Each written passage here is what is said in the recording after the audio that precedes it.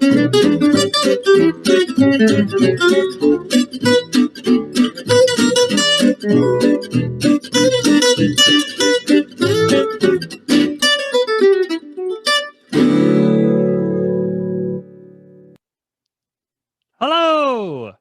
I think everybody can hear me in Zoom land. Welcome to Backstage Stories. My name is Joe Carroll. This is my house, and I'm not wearing any pants. That's not true. I promise I'm wearing pants. Thank you all for tuning in, zooming in for the first annual, I guess that's what we're calling it, Backstage Stories presented by Broadway Grand Rapids. I am so excited to be here and to be reconnecting with my hometown and talking about Broadway because it's my favorite thing in the whole world. I think that my mom is in there. Hi, Mom. I think you're zooming in. We are here today. I'm so excited to chat with one of my dear friends. Brian Martin, Grand Rapids' own Brian Martin is here. We grew up together in Grand Rapids doing shows. We went to MPulse together at the University of Michigan when we were in high school. He received a Bachelor's of Fine Arts in Music Theater Performance from Western Michigan University, also studied abroad at the Royal Academy of Dramatic Art in London. Brian has been fortunate to have traveled the country with numerous national tours, including Bullets Over Broadway, Beauty and the Beast, which came through Broadway Grand Rapids, Elf, Guys and Dolls. He has done Chicago, Mary Poppins, Seven Brides for Seven Brothers, Oklahoma at a Gunkwit Playhouse. He's done Chorus Line a couple of times. Once we did it together in high school, which was hilarious, and we're going to talk about that. And he played Tarzan at Wagon Wheel Theater, which we're also going to talk about because there's a great family connection. Please welcome my dear friend, Grand Rapids' own Brian Martin. Brian, look at that. Look at the babies. Look at the babies. Look at us. Oh wow, is this my cue? This is your cue. This Hi. is look at the babies. Look at the babies on the left. And then if you can see, like, I'm in the where are we in this picture on the right? Okay, so I see you, and then my eyeliner should be somewhere. That's I Greece. did not know. Greece is the word. That's Greece. Greece is the word. Is the word.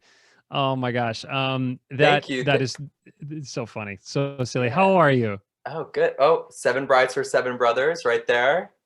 There we are. I'm good. Yeah. Thank you, Joe. Thanks for that sweet introduction and for digging up these awesome photos. Well, right. Yeah. I mean, there's some. We stole a lot of these from Instagram. And this one, we're going to talk about this right off the get because one of the saddest things about, the pandemic has been horrible for everybody. And one of the reasons we wanted to do this was to just connect with people and theater artists. I mean, Mrs. Doubtfire was about to happen. You were about to make your Broadway debut in one of the hottest, most exciting titles of the season. Yeah. And I would love to talk about it because it's coming back, right? Mrs. Doubtfire is coming back. And, of course, I am so excited to be a part of Mrs. Doubtfire. It is, we all love the movie, the 1993 film with Robin Williams, but now it's a musical. So you can take all the things that you love about the movie and, and add song and dance and just enhance it for a 2020 world with, big production numbers. And Rob McClure, who plays the Robin Williams role on Broadway, yeah. He's worth the ticket price alone. I mean, he is an incredible actor. And that's been a joy too, is being in the rehearsal room and learning from all of these amazing individuals. Totally. I would love to know, how did it come about for you from the beginning? I mean, was it just was it a one-off audition? Like, where were you in the world when this thing came in?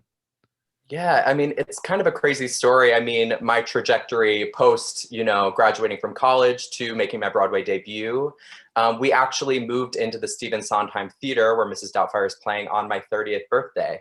So that was, yeah, it was kind of legendary. I was like, you were waiting for this. This was a real treat. Yes. And it was so worth it, But my journey auditioning for Mrs. Doubtfire is kind of interesting.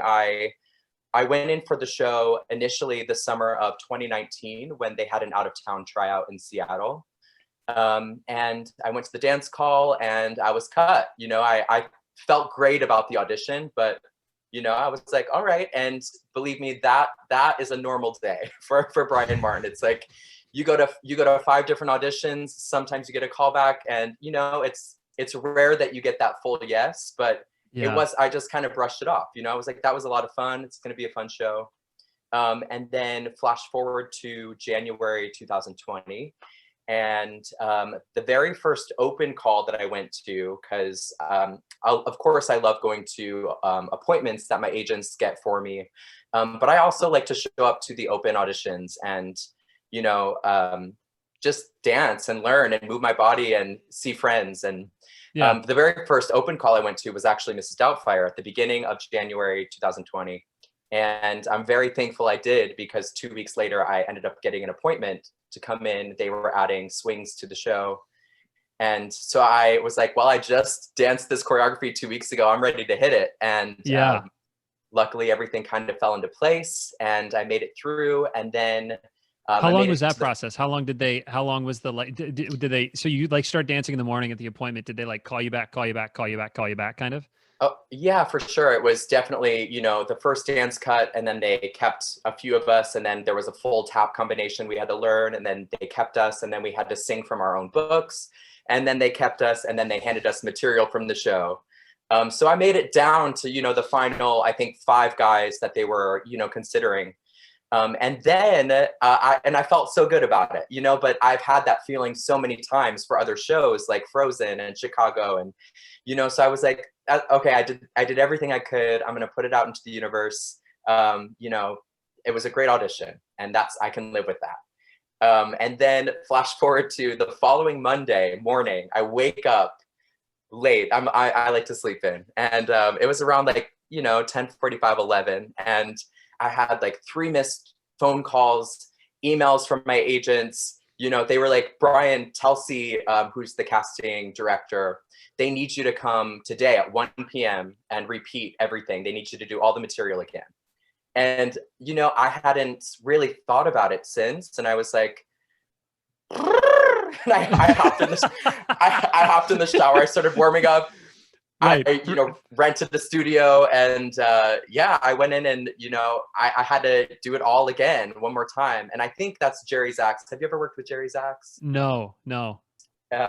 He's of course an incredible Tony Award-winning actor, director. But I think that's something like he likes to do. He likes to challenge the people he's considering or that he doesn't know, and bring them back in for that one more. Can they repeat what they did? I liked what they did, but can they repeat it? And luckily, God was in my favor that day, and the audition went well. So, and then where'd you get the call? I got the call. Actually, I was in Brooklyn with a good friend of mine, Laura, and it was in the morning, and we were just hanging out, having some coffee, and she was there, luckily, to record everything. So I have a video of the moment, which is super special, and I'll cherish that forever. That's amazing. You had to start crying.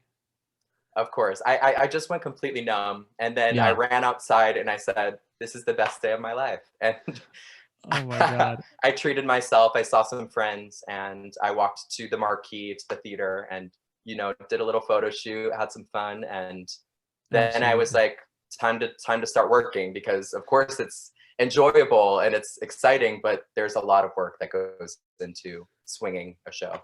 Yeah, I mean, that's a great. I'd love to touch on that a little bit, because I've been a swing, and I don't think a lot of people maybe know exactly like what is that job? What is that? I mean, how many? A swing covers dozens of roles sometimes, usually covering all of the roles in the ensemble. So you have to know, like, how many different tracks did you have to know? Yeah. So, or were you starting that process, obviously? Well, what's interesting is I thought I would walk in. So for those watching, Mrs. Doubtfire they'd already done an out-of-town tryout. They'd already kind of mounted the show. They'd already been in rehearsals here in New York City for, I think, a month. And then they brought in the child understudies, as well as 2 more covers, swings, to join the company. So when I walked in, they were already deep into the rehearsal process. Got it. And also, they were about 5 weeks away from previews starting on Broadway. So they didn't have a lot of time to pull me aside and say, hey, let's learn some steps. It was very much, here's your script and score, here's your table, and just see what you can pick up. Figure it out. Yes. Yep. And I said, okay. And I'm understudying 6 male ensemble tracks, as well as understudying the principal role of Stuart, which is the Pierce Brosnan character in the movie. And, you know, I was a little overwhelmed. I'm not going to lie. Yeah. But I'm so excited. When I walked into that first day of rehearsal, they were working on a number called Make Me a Woman. And for those who know the movie, this is where Daniel runs to his brother, played by Harvey Fierstein, in the movie, played by Brad Oscar on Broadway, who's brilliant. And they are figuring out what you know, what they want to make Daniel as the nanny, you know, and they end up with Euphigenia Doubtfire. But the number in the musical is amazing. It's called Make Me a Woman. It's a big disco, fun, you know, dance number. And I walked in and I was like, this is it. I was like, this is the, you know, they always say it's like when the glove fits the hand. It was like the right show, the right moment for me. I was like, this is my jam, and I can't wait to dance these steps and to get up there and do it. And the men that I understudy in the show are, it's a wide range of Broadway legends. I mean, it's an incredible cast. But what I'm most excited for being a swing is getting to wear every hat. You know, I mean, there's the adult character men who play like a French chef, or who play the judge, or who play, everyone has little breakout features. And it's pretty humbling to know that they trust me enough to be able to, you know, take on all of those different roles within the company. Oh my gosh. That's so cool. It's so exciting. And, you know, as we, just for everybody watching and listening, that as we go through that, we're going to do Q&A. We're going to do a Q&A section in about, you know, 20 minutes or so, where if you have any questions for Brian or myself, please drop them in the chat. And Megan, our wonderful producer, is going to go through those and get those to us. We love her. Thank you, Megan. She learned how to do all of this for this Zoom webinar. She's a genius. I love that story. And then have they Broadway debut stories are the best. I don't care, you know, they're you can't help but beam. And as your friend watching you, and you know, I called you the day when you posted that picture, like you've been grinding for so long and so hard, and there's no one more deserving. And I'm so thrilled that it happened, and I'm so sorry that a pandemic hit. I mean, it's like, oh, for the love of God. I know, but it's I mean, it's crazy. I mean, you know, like I said, I was learning 7 tracks. So the roller coaster ride of this journey, you know, dreams coming true, information overload, and then the pandemic hit. And I immediately went home to Michigan, to Grand Rapids. And the next thing I know, I'm just sitting there. And at first, you know, they told us, hey, we're going to just pause for a month, you know, just leave everything where it is. We'll be back in a month. And to be completely honest, I was a little relieved. I was like, whew, I can like take this time. I'm going to work on all of my charts and my tracking sheets and really, you know, come back in and be even stronger. And then a month turned into 2 months, turned into almost a year later. So, oh my gosh. Yeah. Is there any news about what their plan is for, are they looking I mean, everything changes by the week, it feels like, you know, with plans, but I mean, are they looking to the fall, sort of looking to early next year? Yeah, I do know for sure Mrs. Doubtfire will make a return. When that is, I don't have the answers to. So I mean, there's a light at the end of the tunnel, and that's, you know, been a helping spot for me, keeping me going during this time.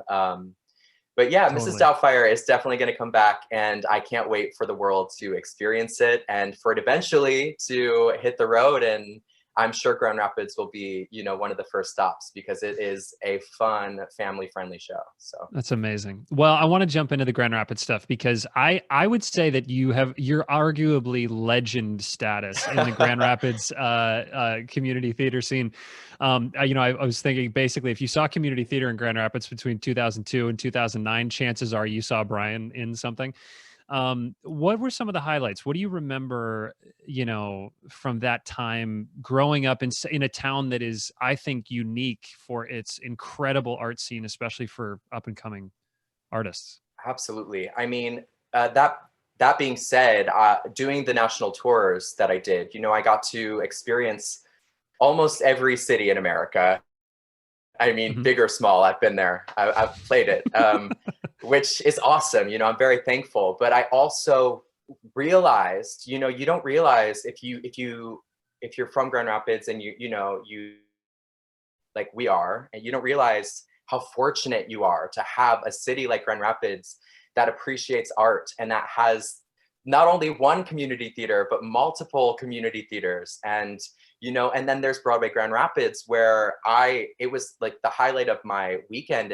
If my mom was like, hey, I got us tickets, we're going to see Thoroughly Modern Millie, you know, the tour. And it would be the highlight of my life, you know, and I was the kid that would wait at the stage door and, you know, get autographs by any of the actors who came out. Like I knew from a very young age that theater was who I was, you know, and it's something that I'm still doing and I still love. But yeah, Grand Rapids highlights. I mean, I think one of my first, you know, claim to fame was Tiny Tim in the 1999 Grand Rapids Civic Theater production of Scrooge. Amazing. Which, you know, it was so magical to get to be a part of, and working with Penny Nodder. And that kind of took off, and for the next 10 years, I just couldn't stop, you know, and let's see, I mean, Moby Dick the musical at Circle Theater was so random, but also a highlight. It was, you know, Randy Wyatt directed, and it was just a great group of people, and performing at Circle Theater is, you know, different because you get to experience, you know, something other than proscenium. And Grand Rapids really trains, you know, the young artists to get to think outside of the box and try different things. Right. And on top of doing all the community theater, then there was the high school productions. I'm from Wyoming, and I went to Rogers High School, which no longer exists, actually. They merged, so it's now Wyoming High School. But as a freshman in high school, there was no arts program, and I didn't have that. So it's like, we're putting on a show. And so as a freshman, I, you know, like found director Rob Carroll, who I met doing community theater, and, you know, Jordan Carnegie, and they all came in and helped create, we did You're a Good Man, Charlie Brown. And yeah, I just made sure that theater was a part of my life and my friends' lives, as well as conquering, you know, the community theater stages. Oh my gosh. I didn't realize that you created that. I mean, like, as a freshman walking in, and I can see it now, knowing you and your personality, like, we're not going to have this. This is not, we have to have theater at Rogers. Wow. Absolutely. Yeah. That's so crazy. You know, I remember meeting you in the auditions for Moby Dick the musical. I don't know if you remember that, but I remember being like, we were young. I mean, we're like maybe 13, 14. Yes. And being like, and I wanted to play that part so bad. And then Brian gets it, and I was like, who's Brian Martin? You know, it was like, anyway, so, you know, I'm still bitter about it, but I think we could get over that. Do you remember you know, Broadway Grand Rapids? I remember Rent was the first thing that I saw at Broadway Grand Rapids. And do you remember your first experience, the first show? You mentioned Millie. The first show, man, I saw so many. There are so many memorable ones, you know. The touring company of Millie. Moving Out was the Twyla Tharp Billy Joel musical that came through, and that inspired me to dance. Starlight Express, so random, but the touring company came through, and I mean, it was just magical. It was like, it was, you were watching your future self up on stage at Broadway Grand Rapids, you know. And then to make that full circle, when I graduated from Western Michigan and ended up booking the national tour of Beauty and the Beast, and they sent out the schedule, and it was like Grand Rapids, Michigan, and then it was like Christmas Eve through January 2nd. So not only was I getting to perform on the stage that I had so admired for so long, but I also got to live at home and have some home cooking for mom, and, you know, see all my friends and family while also performing. So that was a full circle moment, and I'll never forget taking that final bow on the DeVos stage, and just, I had a little tear in my eye. I was like, dreams are coming true, step by step. That's amazing. That was, I mean, you just hit it. That was my next question, was about Beauty and the Beast. Thank you for touching on that. I imagine that was just such a, I bet you were a rock star. I bet it was kind of like everybody in, but your mom had absolutely nothing to do with ticket sales for that particular Of course not. for Beauty and the Beast. I'm gonna do, this is just something fun that we're, I mean, this is our first one and we're figuring all of this out, and I'm just thrilled to talk to you because it's actually been a minute since we've caught up. But this is what I'm calling a rapid round. So it's just like 4 questions, boom, boom, boom. Blueberries or cherries? Cherries. Freshwater, salt water? I have to say saltwater, even though I know it's blasphemous. It's not the Michigan thing, but I'm an ocean spirit. I love the ocean. I love it. Audra or Bernadette? Audra.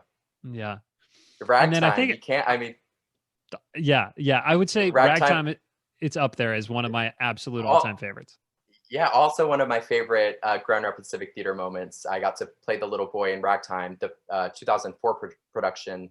And that, I love doing theater that has history involved, and not only was I, getting to be a part of this masterpiece of the musical, but I was also educating myself. I was like, all these things happened? Wow. I know it. That's our school. Theater for us is like our school and our church and our everything. All right. So the next section of this, we're gonna show a little something that you've been working on, and Megan's gonna cue that up here in a minute. This is incredibly cool. So this is an original piece that you conceived and choreographed and basically built from nothing. And so talk to us a little bit about what we're going to see, because this is just, first of all, I've had the song stuck in my head all week. But talk to me a little bit about this. Yeah.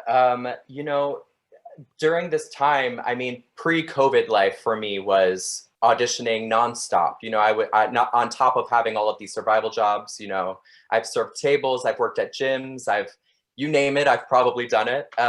And so you're working to pay the rent because New York's not cheap, to audition, to maybe get the call back, to maybe get the job. And that's, that's the circle of life until, you get that yes.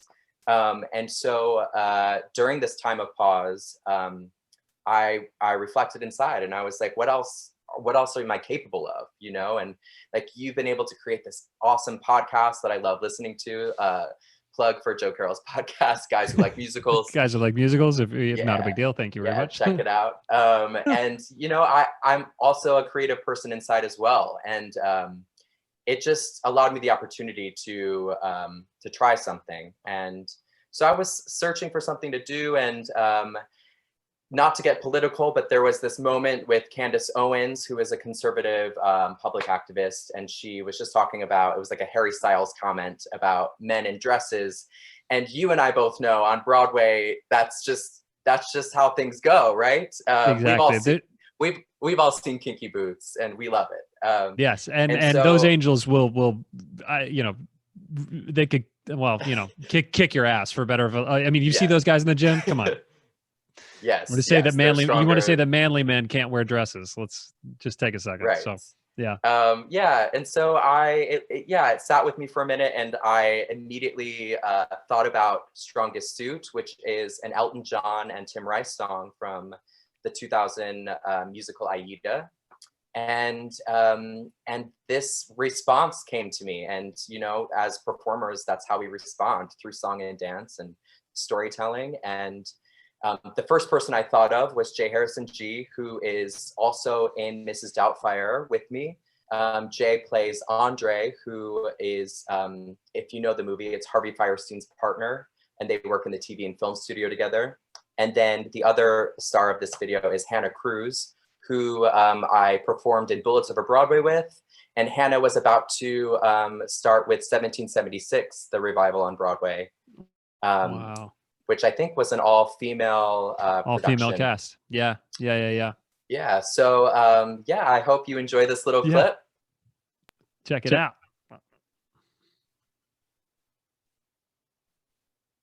My wardrobe all delighted as they wander through my face.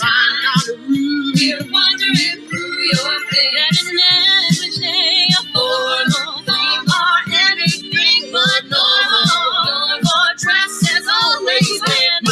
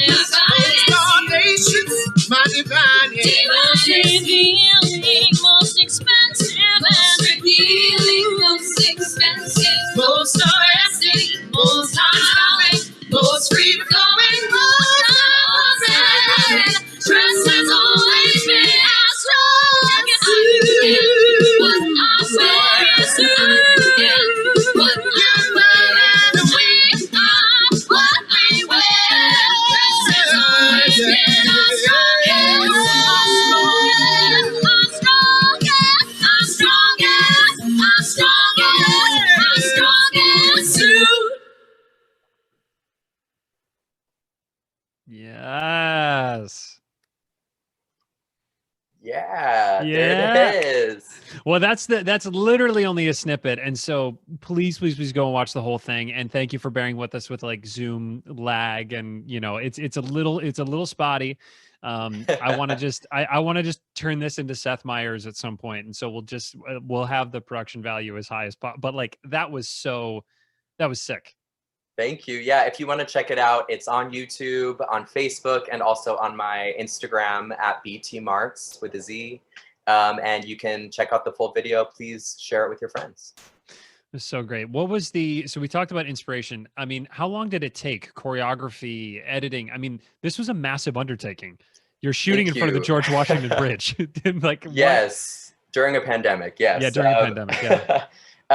Yeah, I mean, I luckily have an incredible circle, here in New York of talented friends who, when I thought of this idea, they said yes. One of my closest friends is Jessica Lee Golden, who was actually Cassie in the closing company of the Chorus Line revival on Broadway. And so Jessica and I and a couple other friends would get into a studio and just start, it's called pre-production, and just start whipping out some moves that, kind of feel right for the piece and with the music. And so there was the choreography aspect, and then there's the filming aspect. Blake Zelsinakar, he has his own production company called BZ Films. So he was down to help me out, and I found a friend, David, who helped record the track. And then I just thought about all of my friends who I was like, are you free? Let's come dance. So yeah, we all, were tested for COVID and wore masks anytime, the cameras weren't rolling. And, we did everything we could to be safe about it. And I'm really, really overjoyed with the product that came from it. That's so cool. And I've spent a lot of time sitting in my bathrobe doing very little throughout all of this. So to watch you create something is very inspiring. Yeah, well, you can be in the next one. I'll there you put go. you in somewhere. I would love to. I would absolutely love to. All right, so we're gonna do another rapid round, just like Grand Rapids centric rapid round. Yesterdog or that weird Coney spot on Michigan Avenue? The Grand Coney, that weird Coney spot. Okay, I know Yesterdog is a fan favorite, but the Grand Coney, they have the best homemade ranch and the crispy fry that you dip into the ranch. It's life-changing. You took me there after a show, and it was like, I was like, what is this place? And it was like, it's open 24 hours a day. I think it was very scary. I think you could still smoke in there in like 2007. I will say, I would not order a hot dog from the Grand Coney. I would prefer the Yesterdog hot dog. Got it. But there's a couple other options that you can get. Brilliant. Okay, sweet or savory? I'm a savory. I'm Yeah? a savory guy. I love Yeah. it. Boyne Mountain or Grand Haven? Like Grand Haven. That kind of so like it's kind of the like summer to winter vibe. Yeah, I'm a summer spirit. I love the beach. I love the water, maybe a cocktail in hand and the sun shining. That's my jam. I love it. Grease or a chorus line? A chorus line. I mean, it's as a dancer, it's like it's ingrained in us, and once you do the show, it's a part of who you are. So 100%. And we're going to get to that a little bit more later. We're going to jump into some trivia. This is kind of going to be silly and fun, and all of these questions, except for maybe one, is going to be tricky, but not really. It's going to be, this is just totally silly and totally fun. Right. Do you remember that I really didn't know what I was doing with eyeliner in Grease? Do you remember when we did Grease together and it was like, for the love of God, Joe, wear less, like Kaniki does not need to wear. We were figuring it out, it's so funny because men on Broadway rarely put an ounce of makeup on, Right, it's just like, you don't need it. But for some reason we were like, we needed full foundation, eyeliner, maybe a little mascara. Right. But, hey, right. you looked Yeah. good. You looked and good. then you get to Broadway and everybody just like rolls in, just walks on with basically no makeup. Anyway. All right. Wow, First one. What show did Audrey McDonald win her first Tony Award for? Wow. I want to say Carousel. Ding, ding, ding. Absolutely. Yes. I thought it might have been Masterclass. We might have got you with that one, but no, it's absolutely Carousel. That woman is insane. What was the first show? What was the first show we worked together on? Moby Dick the Musical, Sunday in the Park with George, A Chorus Line, or Elf? There There he goes. There he goes. See, it's like absolutely not difficult. This is like the dumbest question that I think the next one is about the dumbest question that a human being could ask. And we already know the answer to it, but who played Mrs. Doubtfire in the film? Rob McClure, Robin Williams, Ron Howard, or Audrey? Audra McDonald would probably nail it. I really want to see that interpretation, but props to Robin Williams for making us laugh for years and years and years. Truly. And I want to know more about what it's like to watch Rob McClure in the room, because I just, I'm completely obsessed with him. All right. Who played Jane in the 2009 Wagon Wheel Theater Company production of Tarzan? Was it Edith Fryer, Katie Johanningman, Laura Osnes, or Alex Fink? Look at those names that I came up with. Look at the names. This is hilarious. Edith, if you're watching this, I know you're smiling from ear to ear. It was a beautiful, beautiful actress. And from what I recall, she really enjoyed Tarzan's kiss at the end of the show. But her name is Alex Fink. My beautiful wife, who is also, and we're going to talk about it later, she is next time's guest. 2 weeks from now, Alex Fink is going to be our next guest. You guys got to work together that summer, and Alex talks about that summer being, did you turn 21 that year? No, because your birthday's in, but she said that she turned 21 that summer, and it was like a dry county, and so like no one could drink. You guys, there were no bars, there were no liquor stores. It's like, what a summer. I'm sure we found a way to celebrate, but yeah, the Wagon Wheel Theater in Warsaw, Indiana is a little summer stock gem for surrounding colleges. And it was, we were the regional premiere of Tarzan the musical. So Alex and I, had a great bond. And I think you had just started dating at that time, and she would always be like, so tell me more about Joe. What do you know about Joe? With that guy. Yeah. I'm like, he's the best. He wears too much eyeliner. The next section, we're gonna do a little Q&A, if possible, if we can sort of, if we can grab a few of these. And this is the joke. The joke here is that it's time for Sandy Carroll and Terry Martin to shine, because we know that you're both out there in the Zoom universe. The question is dream roles for each of us.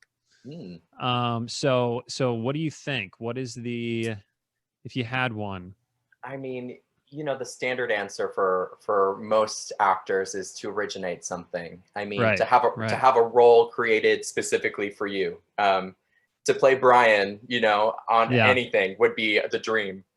I don't know. I mean, my very first Broadway show was Wicked, the original Broadway cast. And so I would love to take a stab at Fiyero someday.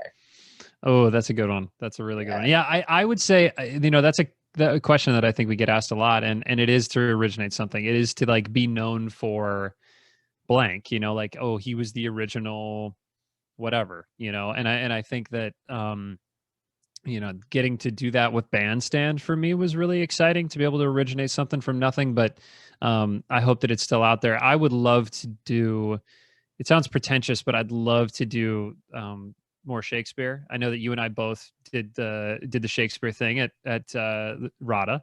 Side note, I have to pause here for one moment. So Joe and I both ended up studying at RADA, the Royal Academy of Dramatic Arts in London. Also, thank you to Western Michigan University for giving me the scholarship to allow me to go. And at the very end, you meet one-on-one with all the instructors, and they kind of give you feedback. And I forget what his name is, but I'll never forget. I'm sitting there and he's just looking at me and he's like, you remind me of someone. This guy from America, from Michigan, I think. And he's like, Joe Carroll. And my jaw fell to the floor. Here I am sitting in a studio in London, a year later. And he was like, you remind me of Joe. And I was like, I will gladly take that as a compliment. So I've always wanted to play brothers. So if we could find a way to do that, that's a dream role. If we could figure that out, if we could play brothers in something. Was it Jeff Bullen? Was it the head of the program? That's it. Yeah. That's it. Yes. Yeah, that's amazing. Yeah, that was the greatest semester of my life. I mean, that was, and I would love to do more of that. In a super nerdy way, I'd love to do the Richard II, Henry IV Part One to Henry V series, which is like, Henry IV Part One through Henry V. It's the same guy. I would love to do that, but that's a nerd alert for another time. Any quarantine trends that you took part in? I mean, besides like, you know, besides literally creating a music video, and are you choreographing more? Is that something that you'd like to do, like in a second chapter of life or of your career? Yeah, definitely. It's always a passion of mine to create. So there's definitely more projects to come, just when the timing's right. Quarantine trends, I don't know. Eating too much. Yep. But I mean, the best part for us, I think, for me specifically, was getting to actually spend quality time with my family, which, when you're pursuing this world of Broadway and theater, you leave home at 18 and you kind of don't have a lot of time to look back, because you have to be in New York City, you have to be here, you're traveling. And so to really get to spend some quality time at home was my quarantine trend, which was the best. I love that. And I couldn't agree more, because it's like we perform on holidays when everybody else has time off. That's when we go, missed countless holidays and countless birthdays. And like this year I was there for like everybody's birthday. Like I was there for my sister's birthday, and my mom and my mom and my sister and my dad. Like that was the best. That was the absolute best. So we got one more question, then we're going to get into a little thing that we cooked up for this. I really wanted to do something with you and do it live and live and exclusive for this platform. And we couldn't get together because of the, impending virus, but we did a little editing magic. And so this is a little something that we hope you enjoy. I got one more question though. Singing, dancing, or acting? What's your favorite? Well, I mean, the answer to that is acting, because if you're a great singer, you're a good actor. And if you're a great dancer, you're a good actor. So, I mean, obviously on Broadway, you kind of got to do everything. Right. But I think my favorite artists that I look up to are the ones who are strong actors. I'd love that. I couldn't agree more. So cool. So we're going to jump into this little thing that we created. It is very low tech, lots of heart. And we hope that you like it. And then we'll talk about it afterwards. Kiss today goodbye. The sweetness and the sorrow. Wish me luck the same to you. But I can't regret what I did for love. What I did for love. Look, my eyes are dry. The gift was ours to borrow. It's as if we always knew. And I won't forget what I did for love. What I did for love.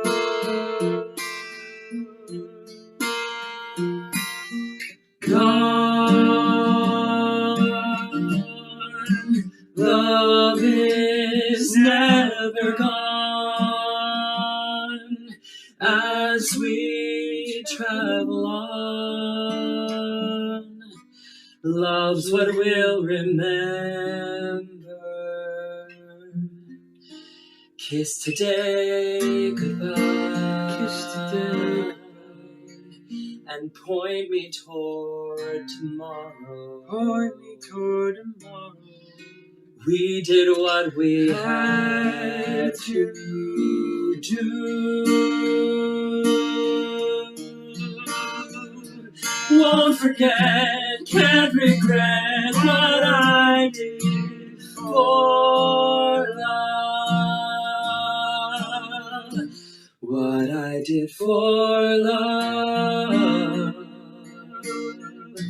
what I did for love, what I did for love.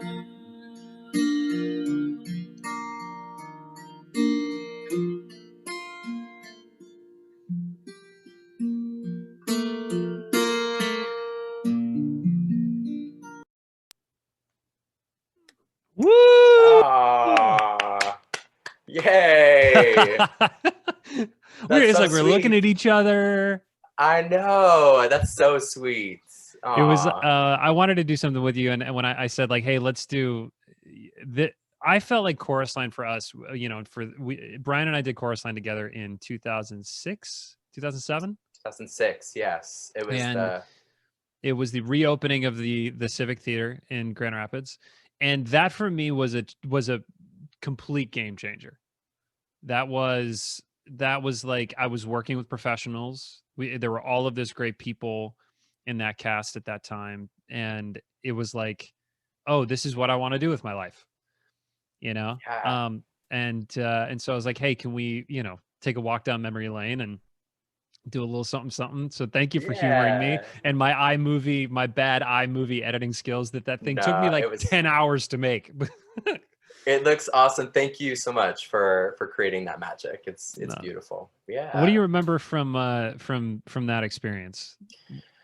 From chorus line, I was a late bloomer, so I was still figuring myself out then. I was on actually a cut dancer on a chorus line.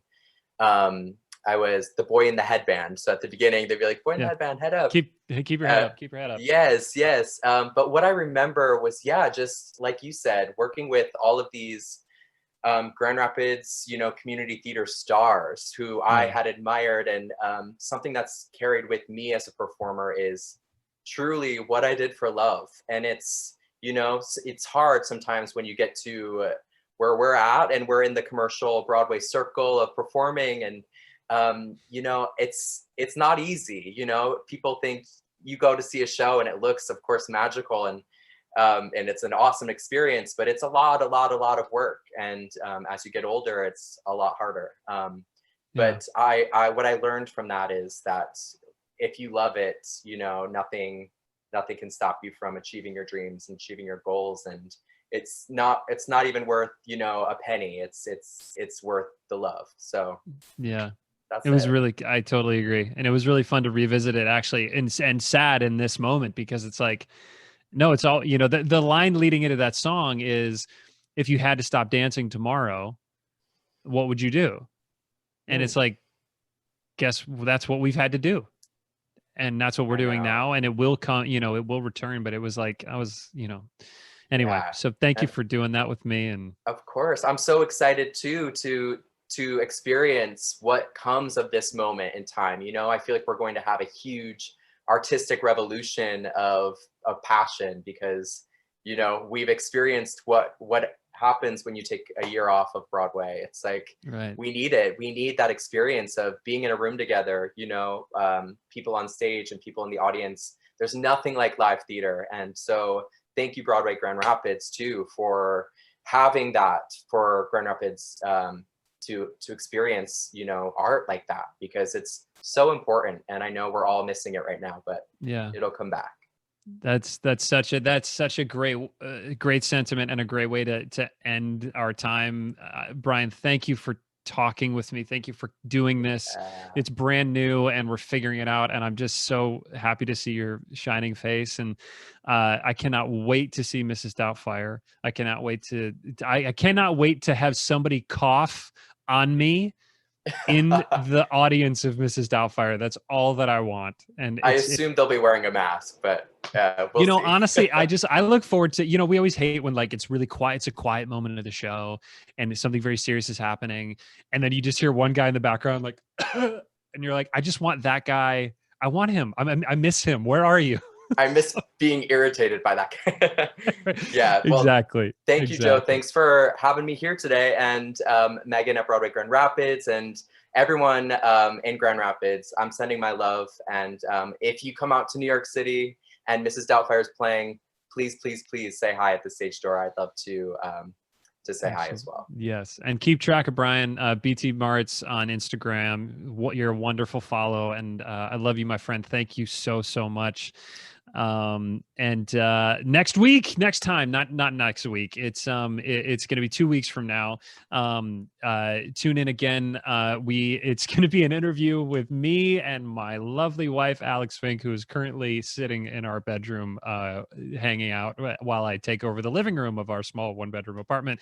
But Alex, right after graduation, right after we graduated from college in 2012, she toured through Grand Rapids with the first national tour of Anything Goes. She made her Broadway debut in Les Mis as Cosette. She was Joanna in the critically acclaimed off-Broadway revival of Sweeney Todd. That was one of the coolest things I have ever seen. And she most recently did a 2+ year run in Come From Away on Broadway, which is one of the shows, I think I can say this, is coming through Grand Rapids ASAP. It is touring. It was supposed to be at Broadway Grand Rapids this year. And so we're going to talk a lot about Come From Away and hopefully give you guys something to look forward to as theaters start to slowly reopen, as we see this light at the end of the tunnel. I am so grateful. Thank you for watching. Thank you for being here with me. And we will see you next time.